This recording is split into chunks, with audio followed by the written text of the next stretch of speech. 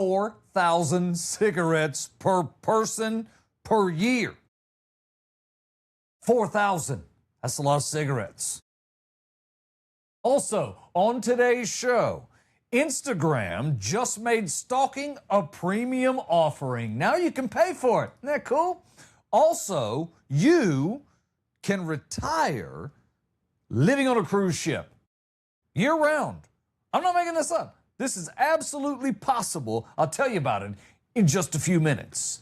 In the meantime, 4,000 cigarettes per person per year. Now, I'm laughing. It's clearly not funny. But when you think about this as to where we are now, we're in a totally different world. Because 4,000 cigarettes a year is not really a habit. That's a part-time job. Let me put this in numbers that you can easily understand. That's more than a half a pack of cigarettes a day per person. That's humans. Not just smokers, that's humans. So babies are contributing statistically. We didn't hide it either. If you weren't here for this, it'd blow your mind. We did not hide it. No, it was a part of our daily culture. We smoked at work. It didn't matter where you worked. Walking through Walmart, you smoked. When you were done, you put it down and stepped on it, went on about your business in the floor or rolled over it with a cartwheel. That was the norm. I'm not making that up. It was nothing to be walking down the aisle at Walmart or Big K Edwards or any of those bigger stores back in that day and see cigarette butts in the floor. They paid people to sweep them up.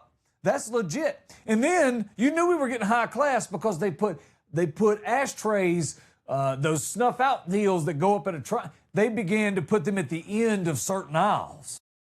That's how we combated the problem back in the day. There were very few places you could not smoke. If your parents agreed to it, you could smoke cigarettes at school.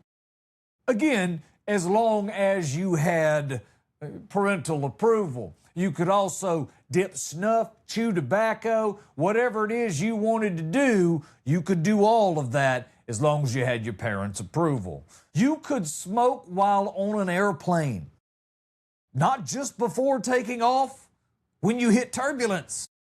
Well, ladies and gentlemen, I'm noticing that we're moving through some turbulence right now. Smoke 'em if you got 'em. This is your captain. Thanks for flying, Pan Am. That was like normal. Everyone was smoking. We went from that, we started to pivot a little bit. Offices stopped smoking, television stations stopped letting the news anchors smoke. Then the radio station was like, listen, we no longer want to hear you blow smoke on the air. Okay, got that. So then they started pulling it out of everything. I mean, there was no place, as it's progressed, restaurants, because a large portion of their customer base, in fact, the majority of it, were still smoking. So they created a smoking section and a non-smoking section. I want you to think about that and be like, was there a barrier? No. No wall, no barrier. Most cases, not even a filthy smoke-stained curtain. Nope. They'd be like, would you like smoking or not?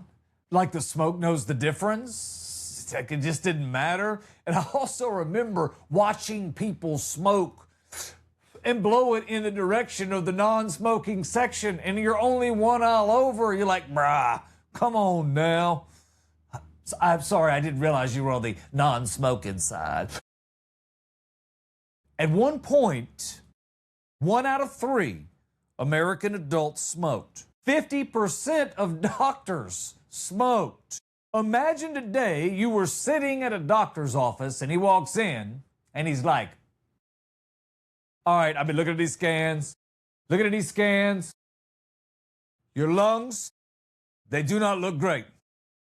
Then he leans back, grabs a cigarette. Now listen, we gonna need to keep an eye on that. Can you imagine? You didn't see that lighter thing coming, did you? I thought it was gonna work. Can you imagine your doctor doing that today? Like, you would lose your mind, right? His Yelp reviews would not be flattering, to say the least. I live in the Sunset Life community, which is the 55 plus. It's like an old folks community. It's a little different in here. We haven't really advanced in time. We smoke like diesel trucks out here. Not like we, but we as a neighborhood. And even here, though, I mean, you can smell it everywhere you go. Cigarettes, cigweed, whatever it is. But they've put the ashtrays about a mile or so from the fun. So they're trying to kind of stamp it out here too. And it's an interesting habit. I'll admit it. I smoked a lot of cigarettes when I was young. A lot of cigarettes. I was in radio. I was working for a guy and he said, "You know what, bud? Your voice is not very good." And I was like, and he said, "You know how to fix that?" And I went, "No, what do I do, Charlie?" He said, "You should start smoking cigarettes. Once you start smoking, you'll sound like me." And I was like, "Really? Okay." So I started smoking. I was basically told, if you want to keep this job, you're going to need to get a deeper voice, and you're probably going to need to smoke. Yeah. It was a crazy world we lived in. It's a struggle to feed that addiction these days, though. Imagine if you had it, or God bless you if you do, because it's hard to quit. I struggled. That was a long battle that I went with those things. I was one of those weird smokers, too. I didn't smoke all the time. I was prone to smoke for about 6 months, quit for 6 or 7 months. I was known to do chewing tobacco or dip. I was known to put Kodiak in. I'm not recommending none of these things. They're disgusting. Then I would go on that for a year or two, and then I'd come back to smoking, and I'd do that. But when I smoked, I didn't smoke like normal people smoked either. Most people were like half a pack a day to a pack a day smokers. I could easily put down 1, 2, or 3 depending upon the day. I was a heavy smoker. It wasn't a good look for me. I smoked a lot of cigarettes. And now, think about it. $10 a pack? If you're looking for a deterrent, there's one for you. I always used to say I only smoke as a way of killing time, but the time was killing me. So I had to kind of reevaluate what I was doing. I was in Michigan, and one of the times I quit, because I quit a lot. And like I said, I'd be off for 2, 3, 4 years, and then I'd start back. It was a weird relationship I had with him. But I was in Michigan, and we were smoking then, and it was cold, like really, really cold. You know how Michigan can do. I was in Saginaw. We were standing out behind a building, and I remember looking, and I saw this white squirrel. Now, I'm from South Carolina. Squirrels, when it starts getting cold, don't show their face. Otherwise, they get taken out because they'll wind up on a dinner table. But these rascals were the size of cats, and their fat was hanging off of them. And it was white, and it matched the snow, so you kind of lost it. And I'm like, is that thing... I'm telling you, it looked like a cat.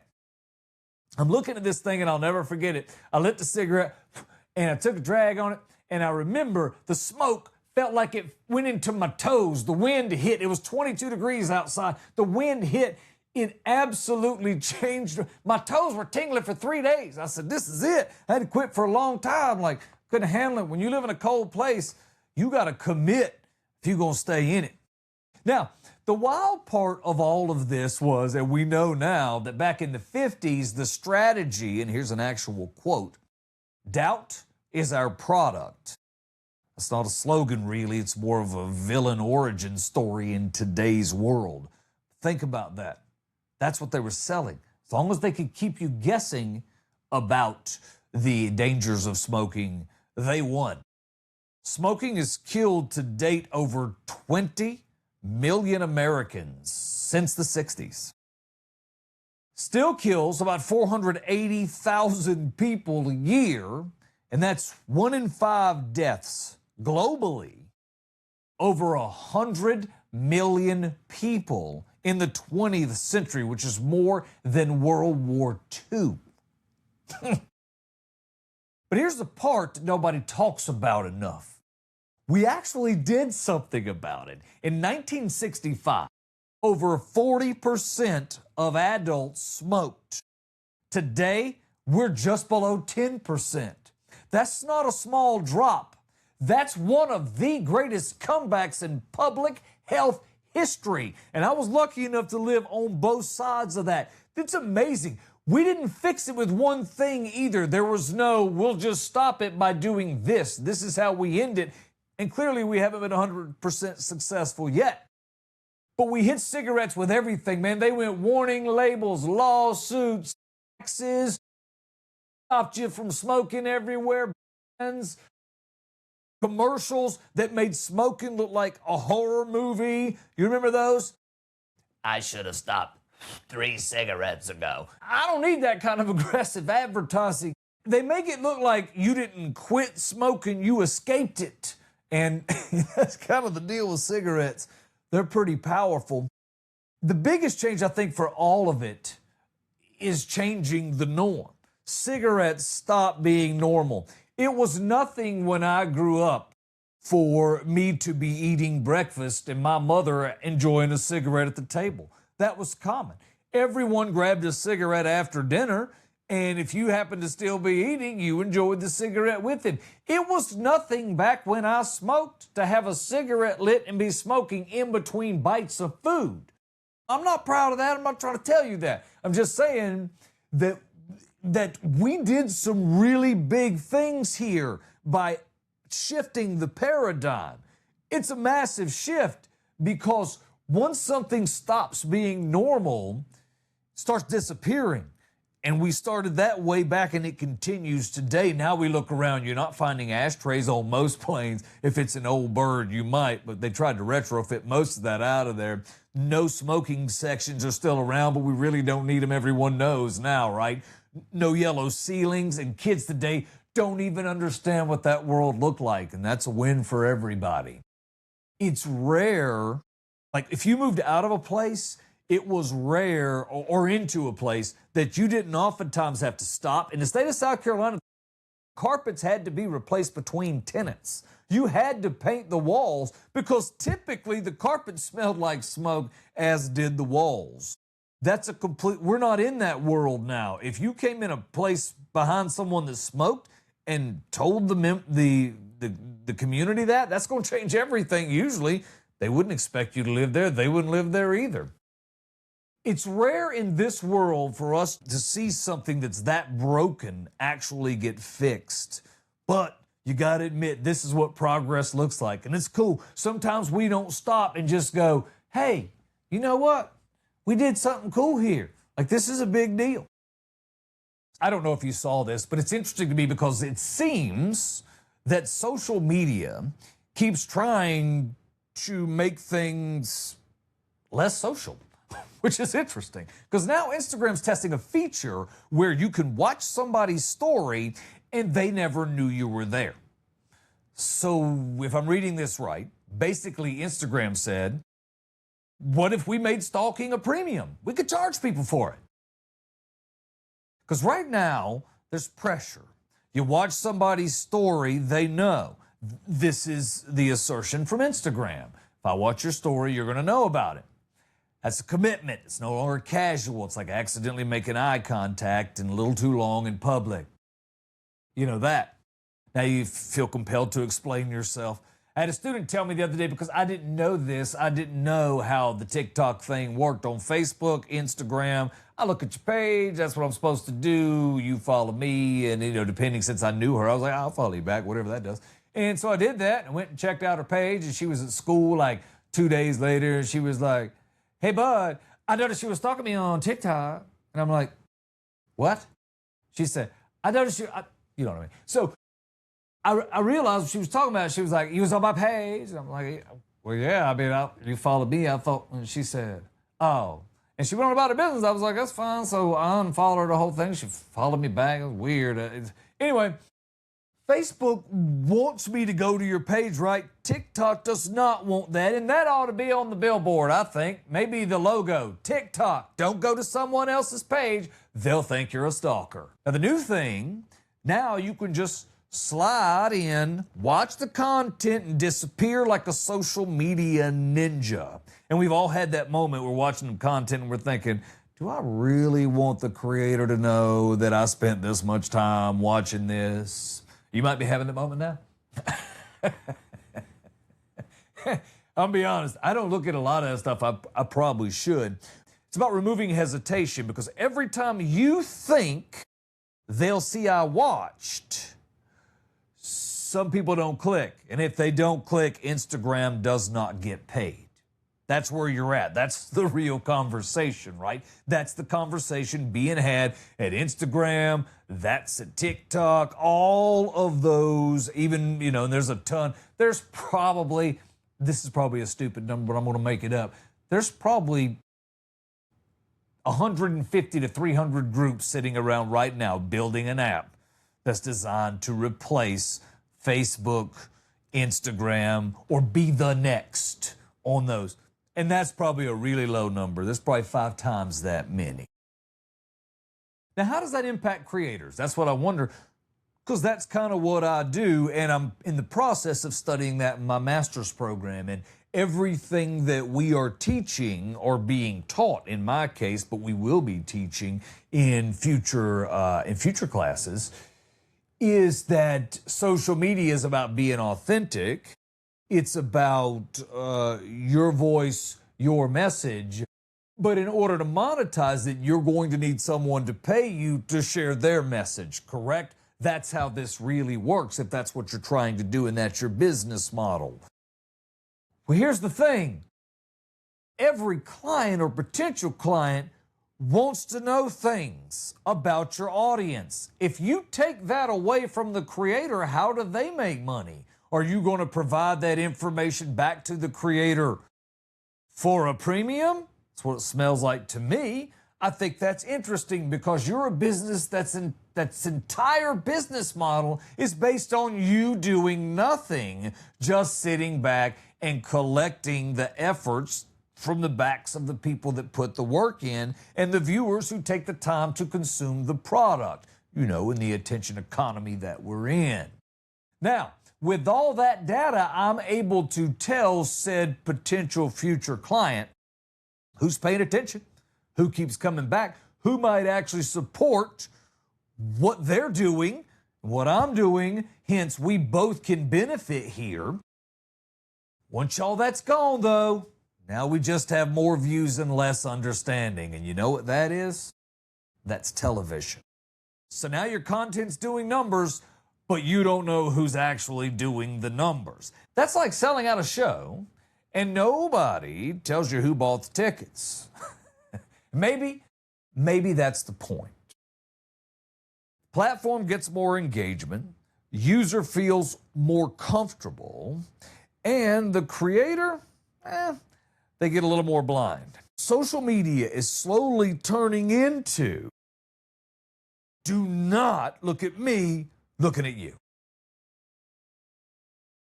Feel free in the comments to tell me I'm wrong. I'm okay with that. I might have just made that up while we were talking. All right, now let's take a look at something else. Let's talk about the truth. This can actually happen. I didn't think so. But the more I hear it, the more I'm like, you know what? It sounds dumb coming out of your lips, but what if I could retire on a cruise ship? I'm not rich. How about this? Normal people living full-time on a cruise ship for as little as $2,500 a month. That's a big deal. It's wild. I want you to think about that. $2,500 a month in most cities get you an apartment with a neighbor that's not very good at drumming, but loves to practice at 2 a.m. Thinks he's going to be in a Metallica cover band. He's not good. Now, why are we even having this conversation? Because rent in America, as we know, has got pretty stupid. It's about $2,000 a month on average.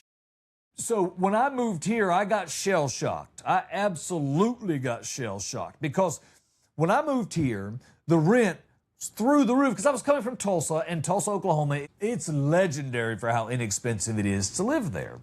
So this was a lot of money when it punched me in the mouth. I thought, wow, these folks are making some serious change. Brand new apartment complex. I got a 1-bedroom apartment. I'm at $1,500 a month. That sounds not bad, right? You're like, boy, shut up. That's cheap. You're right. Until they tack the other $500 to $600 worth of fees on it each month, and I'm at $2,100 a month for a one-bedroom apartment. Now, if you're from New York, where you're averaging $4,500-ish a month, you're like, shut up, bud. If you're from LA, you're at $2,800 a month for probably far less space than I had, and I had 700 square feet. You have 400 probably for that money. San Francisco, you're upwards of 3,000, 3,300-ish is the average over there now. That'll make you look at the ocean like, you know what? You have been calling my name. Not only do you get fun-filled days and nights, but $2,500 on a cruise ship is not just the rent. So $2,500 a month includes a lot of things. Let's talk about our daily life on said cruise ship.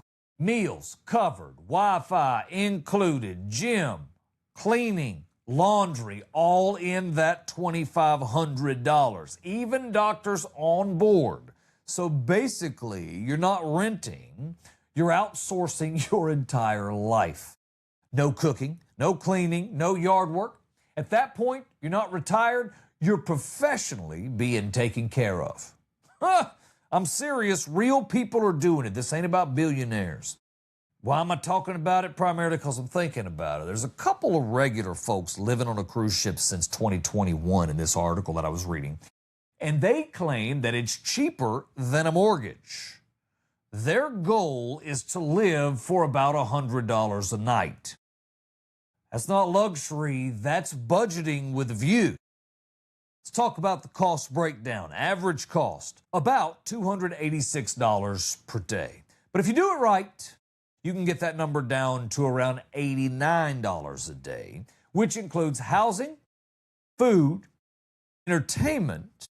It's basically an all-inclusive living plan. Now, when you start comparing this to assisted living, here's where it gets nuts. Assisted living is around $285 per day, or a little over $100,000 a year. Cruise ship living starts around $35,000 a year. Heck of a difference. So now the question becomes, do you want bingo night or do you want Barcelona? You got to make some decisions. Same price. One's got ocean views, and the other's got a dude named Larry yelling about pudding. I am seriously considering this. I started looking at it, and I've done a lot of research on this and talking about some of the hidden costs and things that you don't really think about. What are you spending per day? Because if you don't put that information in your figures, you're lying to yourself. So here's some of the catches before you sell your house. You know, abandoned house. Abandoned house! Abandoned ship makes sense. Abandoned house, maybe not so much. Tips are going to run you about $20 a day, so think about that. Tips, $20 a day. Wi-Fi, $20 a day. I wonder about the quality. Could I still do this? Could I still do the other things that I do on the internet that, actually pay me? Great question. Drinks are going to run you, if you're a drinker, $80 to $100 a day. Insurance, $150 to $500 a month. So yeah, you can live on a cruise ship, but if you're going to do it on a retirement budget, you need to behave like you got a little bit of sense. Now, the question for me becomes pretty quickly healthcare. About all they're going to do is stabilize you. That's it. And it also makes me wonder if my girl could work on the cruise ship as a nurse. Just throwing options up. Maybe I could work, around the camp that I live in, where I live here, the campers can pitch in and be a part of the workforce and get paid for the time. And a lot of them trade away part of the cost of their rent for service. Wonder if we could create that type of situation on the ship. I'm pretty good at cooking some eggs. I can do some stuff. I can sweep up right good too. And the other thing about folks who are retired, it really helps to keep them feeling wanted. So if you could find something for them to do on the ship that benefits everyone, that's kind of cool. And naturally, they're going to want to keep their environment clean, right? If something does happen medically, you're going to be dropped off, though, in the nearest country, which is all right. Unless you wake up and you hear, Good news, you're stable. Bad news, you don't speak Croatian, so you have no idea what you just heard. And this is not a one-off idea anymore. They are building ships designed for full-time living. One of them is planning to travel to 147 countries, 425 destinations, taking a little over 3.5 years. Now, that's not a vacation. It's a moving address, and that's just kind of cool. So let's talk about daily life. What is daily life? Well, what's our daily life if you're not working? You're gonna wake up in the morning, we're gonna probably make some breakfast, right? I'm gonna want some eggs, I'm gonna want some bacon, I'm gonna want some pancakes. I love pancakes. Check, I'm gonna walk right down the hall and I'm gonna get those things. I don't know what you do on the day. I mean, maybe you take in a show. Well, there's shows on the boat. Social events that are going on. It sounds to me like it's not going to run exactly like a cruise ship. It's going to run more like real life. But still, you'll have things going on. And it also, if it runs like what happens here, you're going to find that the group, the citizens of the city, if you will create their own things. They'll have poker night. You'll be surprised what will just show up. Folks will be sitting around drinking beers, playing guitar. I mean, a lot of things are going to happen. There are fitness classes on board. You're doing excursions on the daily. It's basically, I mean, you know, when you're in port, it's a retirement community that refuses to sit still. So I'm excited about the idea. Can you actually live on a cruise ship? The answer is yes, you can. What we have to ask ourselves is what kind of life do we want? House equals equity. Cruise ship equals experiences. House builds wealth. Other builds stories. I'm kind of leaning towards stories myself because I can't spend money when I'm dead. I guess it's all how you look at it. Thanks for spending time with me today. My name is Bud Ford at Bud Ford Comedy. Hope you have a great day.